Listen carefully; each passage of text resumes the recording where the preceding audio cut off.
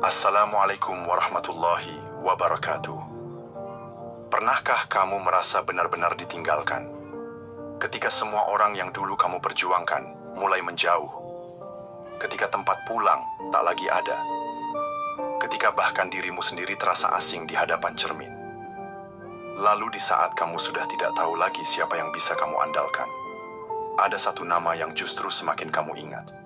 Satu nama yang tidak kamu sebut karena disuruh, tapi karena kamu tidak punya siapa-siapa lagi. Allah. Sahabat, mungkin kamu sedang berada di fase hidup yang sunyi, yang asing, yang membuatmu bertanya-tanya, kenapa aku harus merasa sepi selama ini? Tapi mungkin justru itulah tanda cintanya. Karena terkadang, satu-satunya cara Allah menyingkapkan kehadirannya adalah dengan mengambil semua yang pernah kamu sandari. Dan disinilah kita akan berjalan bersama, melalui renungan panjang ini, melihat bagaimana kehilangan bukan akhir dari segalanya, melainkan cara Allah memelukmu dengan lebih dalam. Di video ini, kita akan menelusuri satu demi satu tanda-tanda lembut dari Allah, yang mungkin tidak kamu sadari, tapi kamu rasakan jauh di dalam hatimu. Ini adalah ruang kontemplasi dari jendela filsafat. Sebuah ruang kecil tempat kita sama-sama belajar kembali pulang ke dalam diri dan menemukan bahwa ternyata yang tak pernah pergi itu adalah yang paling mencintaimu. Bila kamu merasa narasi ini menyentuh hatimu, berhenti sebentar. Dengarkan perlahan. Lalu bantu sebarkan jika kamu yakin ada orang lain yang juga sedang menahan luka yang sama. Mari kita mulai. Gratis, gratis, gratis. Semua drama gratis tanpa syarat. Tonton lengkap dari episode 1 sampai final. Tidak perlu beli member VIP. Tidak ada kunci bayar sama sekali. Para pecinta short drama dan yang ingin mengisi waktu luang, segera download Melolo. Nonton gratis dari awal sampai akhir. Tanpa perlu beli member VIP. Tanpa kunci bayar apapun. Nikmati berbagai genre pilihan. Romansa, drama istana, kisah politik, zaman kuno, modern, hingga dunia fantasi. Semua tersedia gratis khusus untuk Anda.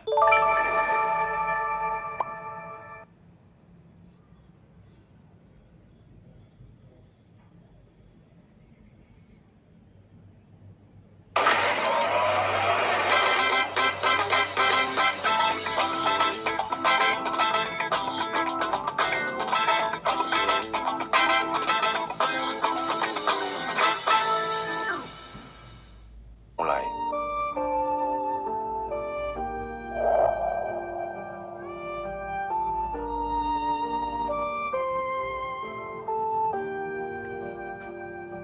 Saat tidak ada lagi nama yang kamu sebut kecuali Allah. Ada masa dalam hidup ketika satu persatu orang yang dulu kamu andalkan mulai menjauh. Bukan karena mereka membenci, tapi karena Allah ingin kamu tahu. Tidak ada nama yang pantas terus-menerus bergantung di hatimu selain namanya. Dan pada saat itulah, kamu benar-benar sendiri. Lidahmu kaku menyebut siapapun. Ponselmu sepi, tidak ada notifikasi, tidak ada balasan, tidak ada panggilan, tidak ada yang peduli. Atau mungkin mereka peduli, tapi tak mampu hadir. Dan di kesepian itu, kamu pun hanya mampu berbisik pelan, "Ya Allah." Bukan karena kamu pandai berdoa, tapi karena kamu tidak tahu lagi harus bicara kepada siapa. Allah berfirman, "Dan sesungguhnya kami lebih dekat kepadanya daripada urat lehernya." Bahkan saat kamu tidak menyebut namanya dengan suara, Allah sudah lebih dahulu tahu isi hatimu. Dalam ilmu tasawuf, momen ini disebut tajrid, yakni fase ketika seseorang dilucuti dari seluruh sandaran selain Allah.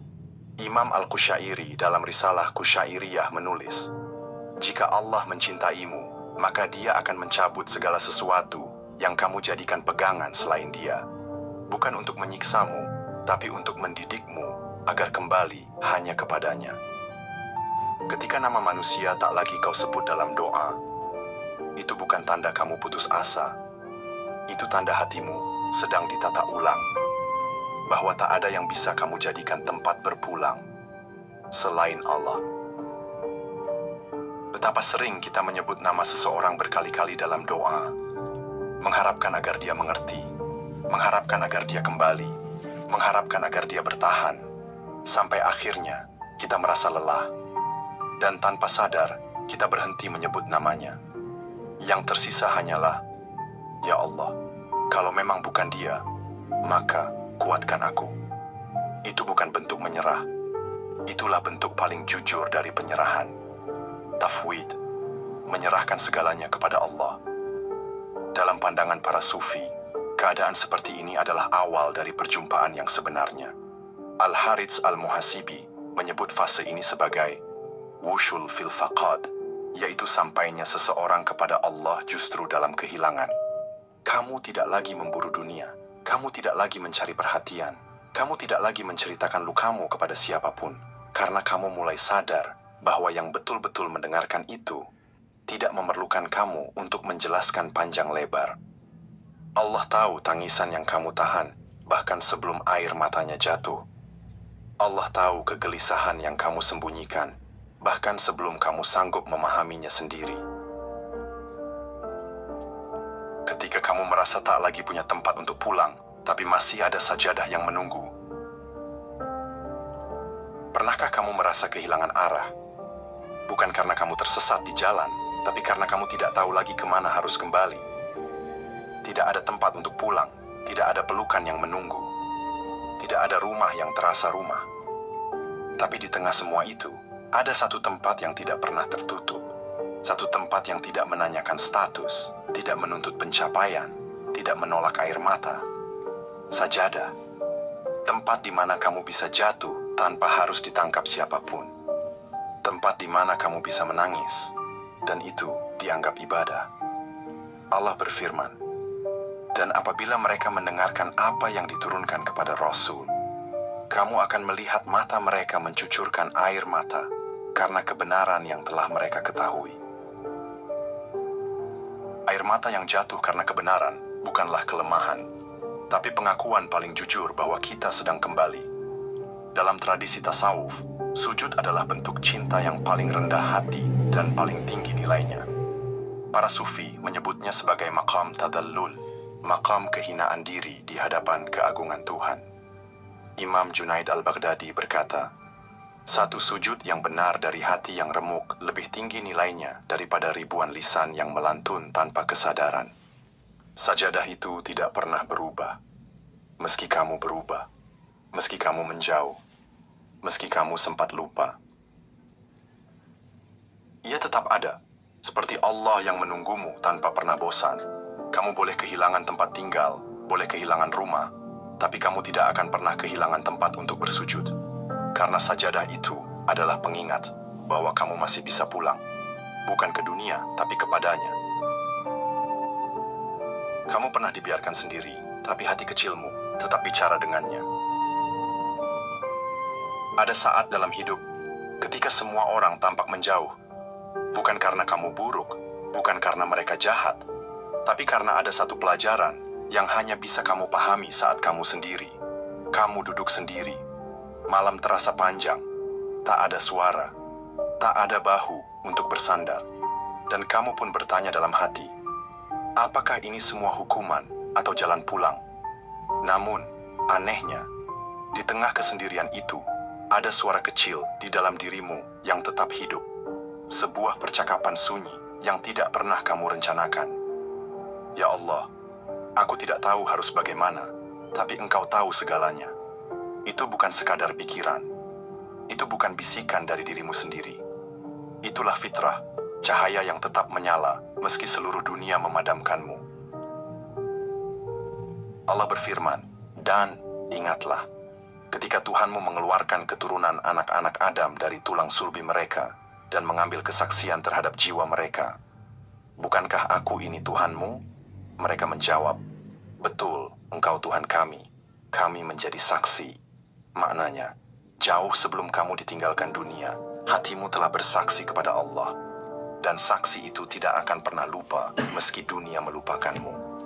Dalam tasawuf, bisikan hati seperti itu adalah tanda hati belum mati. Para sufi menyebutnya al-hadits ar-ruhi, percakapan jiwa yang lembut dan tidak terdengar, tapi nyata. Imam Al-Ghazali berkata, hati seorang mukmin tidak akan benar-benar padam selama ia masih merasa malu kepada Allah dalam kesepiannya. Kesendirian bukan kehancuran. Kadang justru menjadi ruang terbaik untuk mengenal siapa dirimu dan siapa Tuhanmu. Kamu bisa saja hilang dari pandangan manusia, tapi tidak akan pernah luput dari penglihatan Allah. Allah berfirman, "Dan bersabarlah terhadap jiwamu yang senantiasa berdoa kepada Tuhannya di pagi dan petang, sedang mereka menginginkan keridhaannya." Allah tahu siapa yang tetap menyebutnya, bahkan dalam sepi, dalam perih, dalam keadaan tidak dilihat siapapun. Mereka yang bicara dengan Allah saat sendiri, sedang dilatih untuk kuat, bahkan ketika tidak ada yang menguatkan. Itulah tanda kamu sedang dibentuk oleh Allah. Bukan untuk diperlihatkan, tapi untuk didekatkan. Dalam pengalaman para sufi, kesendirian bukanlah musibah, tapi fase khalwah, pengasingan diri yang Allah siapkan untuk menyucikan hatimu dari harapan pada selainnya. Saat dunia terasa asing, tapi nama Allah masih terasa akrab di hatimu. Pernahkah kamu merasakan bahwa dunia tidak lagi terasa sama? Orang-orang berubah. Tempat yang dulu kamu cintai, kini seperti tidak memiliki rasa. Bahkan kamu sendiri mulai tidak mengenali siapa dirimu lagi. Namun, di tengah semua yang asing itu, ada satu hal yang masih terasa dekat, nama Allah. Kamu mungkin lupa banyak hal, tapi kamu masih ingat cara menyebut, "Ya Rabb." Disitulah kekuatanmu yang sesungguhnya. Allah berfirman, "Orang-orang yang beriman dan tenang hati mereka dengan mengingat Allah." Ingatlah, hanya dengan mengingat Allah hati menjadi tenang. Dunia bisa berubah, tapi ketenangan yang datang dari menyebut nama Allah akan selalu konstan. Para sufi memahami ini sebagai rahmat dalam keterasingan, karena dunia yang terasa asing bisa jadi adalah cara Allah menyucikan panca indera kita, agar yang tinggal hanyalah Dia. Syekh Ahmad Zarruq berkata, "Jika kamu merasa asing di dunia, jangan panik. Mungkin itu karena jiwamu rindu pada rumah yang sebenarnya, yakni hadirat Allah." Keterasingan bukan kegagalan. Keterasingan adalah jalan untuk lebih mengenal keintiman, yang hanya bisa dirasakan oleh mereka yang diuji, ditelantarkan dunia, tapi dipeluk oleh kehadiran Allah. Kamu bisa berjalan di keramaian, tapi merasa hampa, karena hatimu tahu, yang kamu cari bukan tepuk tangan, bukan cinta manusia, bukan dunia yang berubah-ubah. Yang kamu cari adalah kedekatan. Kamu tidak lagi marah karena ditinggalkan, karena kamu sudah belajar Allah tak pernah membiarkan. Kemarahan adalah bentuk cinta yang merasa ditolak. Kita marah saat seseorang yang kita perjuangkan pergi begitu saja.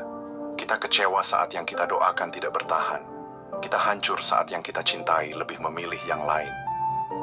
Tapi di titik tertentu dalam hidup, kamu mulai merasakan sesuatu yang aneh. Kamu tidak marah lagi.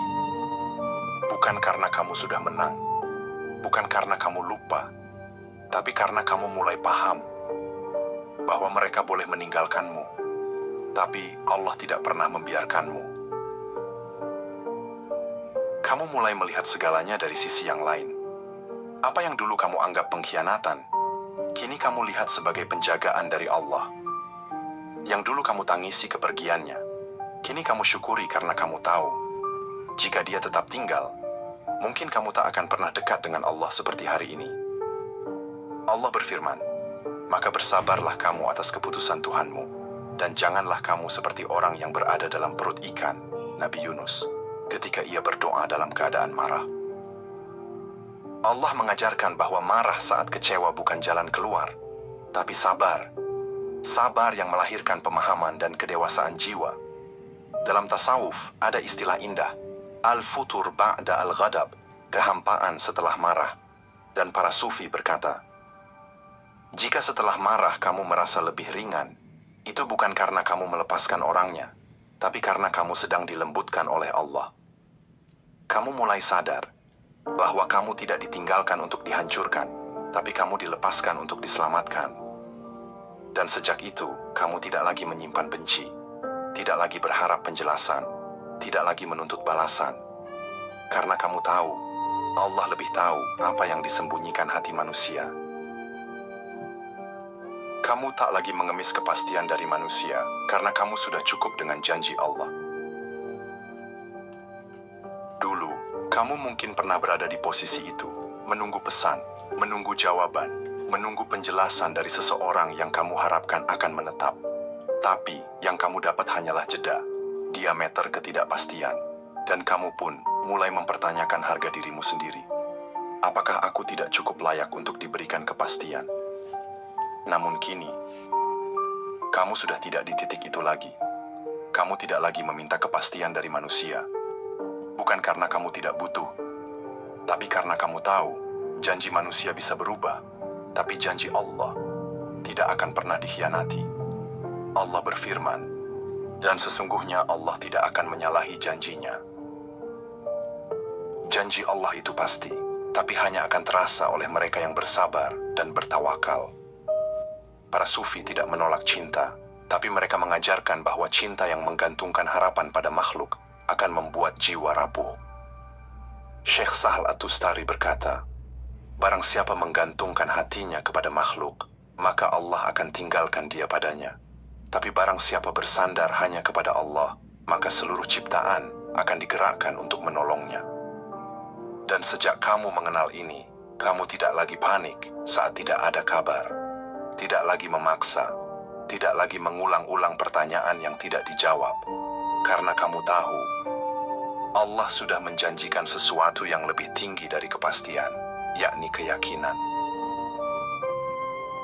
Dan keyakinan itu tidak perlu selalu terlihat, tidak perlu selalu diberi bukti, tapi ia tinggal di dalam hati dan menjadi tenang karena yakin bahwa yang datang dari Allah tidak akan pernah salah waktu. Allah berfirman, sungguh, kami benar-benar akan mencobamu, sampai kami mengetahui siapa di antara kamu yang berjihad dan bersabar. Maknanya, kadang Allah tidak langsung memberi kepastian bukan karena ingin menyiksamu, tapi karena Dia sedang melihat seberapa dalam kesabaran dan kepercayaanmu. Dan kamu tahu, sejak kamu berhenti menuntut kepastian dari manusia, hatimu menjadi lebih ringan. Saat kamu menangis, tapi rasa syukurmu justru semakin dalam. Ada tangisan yang bukan lagi karena kamu lemah. Ada air mata yang bukan lahir dari kekalahan, tapi dari pengakuan terdalam bahwa kamu masih dicintai, meski tidak kamu sadari. Dulu kamu menangis karena kehilangan, karena merasa tidak adil, karena merasa dunia terlalu sempit untuk menampung rasa sakitmu. Tapi kini, kamu masih menangis, namun dengan rasa yang berbeda. Kamu menangis karena kamu tahu, jika bukan karena semua kehilangan ini, kamu tidak akan pernah bersyukur sedalam ini. Rasulullah SAW bersabda, sesungguhnya besarnya pahala tergantung besarnya ujian, dan apabila Allah mencintai suatu kaum, maka Dia menguji mereka. Barang siapa ridha, maka baginya keridhaan Allah, dan barang siapa murka, maka baginya kemurkaan Allah. Maknanya, ujian itu tanda cinta. Air mata itu bukan tanda kamu ditinggalkan, tapi tanda kamu sedang ditumbuhkan. Dalam tasawuf, tangisan karena Allah disebut sebagai air mata pembasuh hati, dumu al-qalb. Para sufi tidak malu menangis, karena mereka tahu, air mata adalah bentuk kejujuran tertinggi seorang hamba kepada Tuhannya. Dan mungkin itulah yang kamu rasakan sekarang. Kamu tidak sempurna, bahkan sering lalai, tapi Allah tidak menghentikan nikmatnya. Dia tidak memutus napasmu. Dia tetap memberimu waktu untuk kembali. Dia tetap menerima setiap kali kamu sujud. Tangisanmu adalah syukur yang keluar dari luka, dan syukur yang lahir dari luka, itulah bentuk syukur yang paling jujur. Sabda Rasulullah SAW, tidaklah seorang Muslim ditimpa kelelahan, penyakit, kegundahan, kesedihan, gangguan, bahkan duri yang menusuknya, melainkan Allah akan menghapus kesalahan-kesalahannya karena itu. Maknanya, tidak ada air mata yang sia-sia di sisi Allah. Bahkan duri kecil pun dicatat sebagai penggugur dosa, apalagi kehilangan yang membuatmu dekat dengannya. Para sufi meyakini bahwa tangisan yang disertai syukur adalah makam tertinggi dalam sabar. Karena di titik itu, kamu tidak lagi memisahkan luka dan cinta. kamu mulai melihat bahwa kehilangan juga bisa menjadi pelukan, bahwa sakit juga bisa menjadi isyarat bahwa Allah sedang mendekat.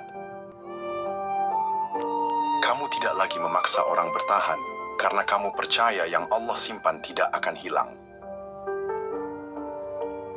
Ada masa di mana kamu mengejar seseorang begitu keras, bertahan untuk orang yang terus pergi, berharap pada hati yang tidak lagi menoleh. Kamu menahan, berdoa, berusaha, bahkan menekan dirimu sendiri demi seseorang yang tidak lagi memberi kabar. Namun, semakin kamu memaksa, semakin hati kamu terluka. Dan akhirnya kamu sampai di titik itu, titik ikhlas. Titik ketika kamu berhenti memaksa siapapun bertahan. Titik ketika kamu berkata dalam hati, kalau dia memang untukku, dia tidak akan pergi. Dan jika dia pergi, mungkin karena Allah menyelamatkanku darinya. Rasulullah SAW bersabda, ketahuilah bahwa apa yang meleset darimu tidak akan pernah menimpamu, dan apa yang menimpamu tidak akan pernah meleset darimu. Ketahuilah pula, kemenangan akan datang bersama kesabaran, jalan keluar bersama kesulitan, dan kemudahan bersama kesulitan. Apapun yang ditakdirkan untukmu tidak akan pernah tertukar, dan yang bukan untukmu tidak perlu kamu pertahankan dengan air mata yang menyiksa. Ajaran para sufi menekankan bahwa ridha terhadap takdir adalah bentuk cinta yang matang kepada Allah. Imam Al-Haddad berkata, jangan habiskan air matamu untuk mempertahankan sesuatu yang Allah lepaskan. Sebab Allah tidak pernah mengambil, kecuali untuk mengganti dengan yang lebih baik, jika kamu sabar. Kini, kamu tidak lagi berkata, kenapa dia tidak bertahan? Tapi kamu mulai berkata, jika memang dia bukan bagian dari jalan menujunya, maka semoga kepergiannya menjadi pintu pulangku kepada Allah. Kamu mulai melepaskan bukan karena tidak mencintai, tapi karena kamu mencintai Allah lebih dari apapun. Dan kamu tahu, Allah tidak akan mengambil sesuatu kecuali Dia ingin mengganti dengan sesuatu yang tidak akan menyakitimu lagi. Sabda Nabi Muhammad SAW yang lembut, siapa yang meninggalkan sesuatu karena Allah, maka Allah akan menggantinya dengan sesuatu yang lebih baik. Lepaskan dengan tenang, karena menggenggam yang menyakitkan lebih buruk daripada kehilangan yang mendekatkanmu pada Allah. Dalam tasawuf, ini disebut al-azl anal khalq, mencabut harapan dari makhluk untuk kembali menggantungkan hanya kepada Al-Khaliq. Dan kamu pun akhirnya berkata dalam diam, aku tidak butuh semua orang tinggal, aku hanya butuh tahu bahwa jika seseorang benar untukku, Allah sendiri yang akan menahannya untukku. Kamu tidak lagi takut sendiri karena kesendirianmu justru penuh cahaya. Dulu kamu merasa takut dengan kata sendiri. Kamu merasa gelap, merasa asing, merasa tidak dilihat oleh siapapun. Kesendirian terasa seperti kutukan, seperti hukuman dari dunia atas cinta yang tidak berhasil kamu pertahankan. Tapi kini, kamu mulai memahami sesuatu yang tidak kamu sadari dulu. Bahwa kesendirian yang kamu alami bukan kehampaan, tapi sebuah ruang yang Allah siapkan agar kamu bisa benar-benar menyadari siapa yang selama ini menemanimu tanpa suara. Rasulullah Shallallahu Alaihi Wasallam bersabda, 7 golongan yang akan Allah naungi di hari, tidak ada naungan selain naungannya.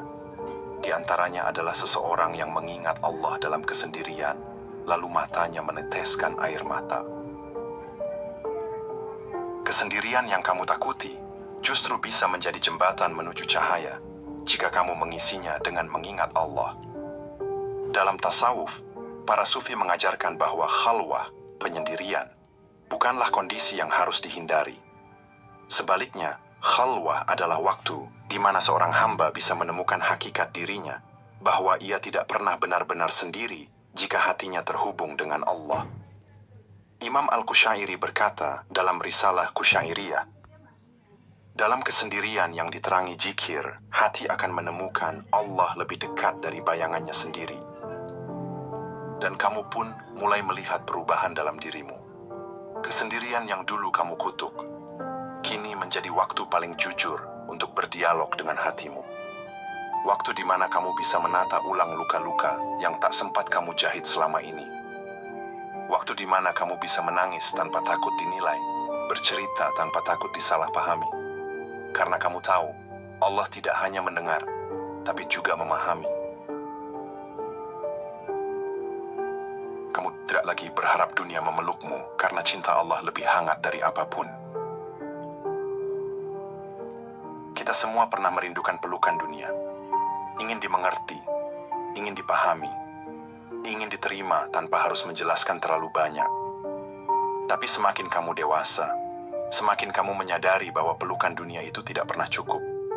Karena sehangat apapun tangan manusia, akan tetap terasa dingin jika jiwamu kosong dari cintanya. Rasulullah Shallallahu Alaihi Wasallam bersabda, sesungguhnya Allah menciptakan rahmat dalam 100 bagian, maka dia menahan 99 bagian dan menurunkan 1 bagian ke bumi. Dari 1 bagian itu, seluruh makhluk saling menyayangi. Seluruh kasih sayang yang ada di dunia ini hanyalah 1 bagian dari cinta Allah. Maka bayangkan betapa hangatnya 99 bagian yang Allah simpan untuk akhirat. Ketika kamu merasa hampa, bukan karena kamu tidak dicintai, tapi karena kamu sedang mencari cinta di tempat yang salah. Para sufi mengajarkan bahwa cinta yang hakiki adalah yang tidak menuntut balasan dari makhluk, tapi menenangkan karena tahu Allah tidak pernah berhenti mencintai. Imam Ibnu Athaillah As-Sakandari berkata, cintailah Allah, maka Dia akan menjadikan hatimu tidak lagi bergantung pada pelukan siapapun, kecuali pelukannya yang tidak berbatas. Dan ketika kamu mulai melepaskan harapan dari dunia, bukan berarti kamu tidak butuh manusia, tapi karena kamu sadar bahwa manusia hanya mampir, yang menetap hanyalah Allah. Kini, kamu tidak lagi menunggu validasi, tidak lagi berharap pengakuan, tidak lagi menjadikan penerimaan orang lain sebagai syarat ketenangan, karena kamu tahu bahwa rasa tenang yang sesungguhnya bukan dari pelukan seseorang yang bisa pergi, tapi dari rasa cukup dalam cinta Allah yang tak pernah menjauh. Sabda Rasulullah Shallallahu Alaihi Wasallam, apabila Allah mencintai seorang hamba, maka Dia menyerukan kepada Jibril, sesungguhnya aku mencintai si fulan, maka cintailah dia. Lalu Jibril mencintainya dan menyeru kepada para penghuni langit, sesungguhnya Allah mencintai si fulan, maka cintailah dia. Lalu diterima kecintaan itu di bumi.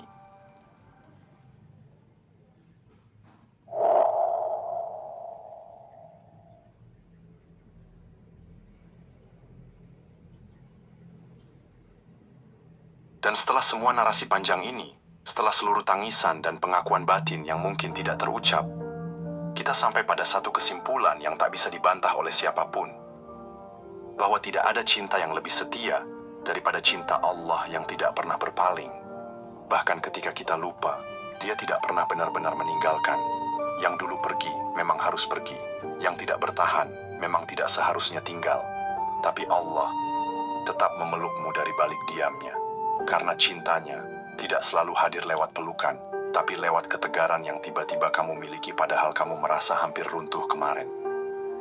Maka sahabat, jika hari ini kamu merasa sendiri, jika kamu merasa tidak punya siapa-siapa lagi untuk diceritakan, jangan takut, karena ada satu pendengar yang tak pernah tidur.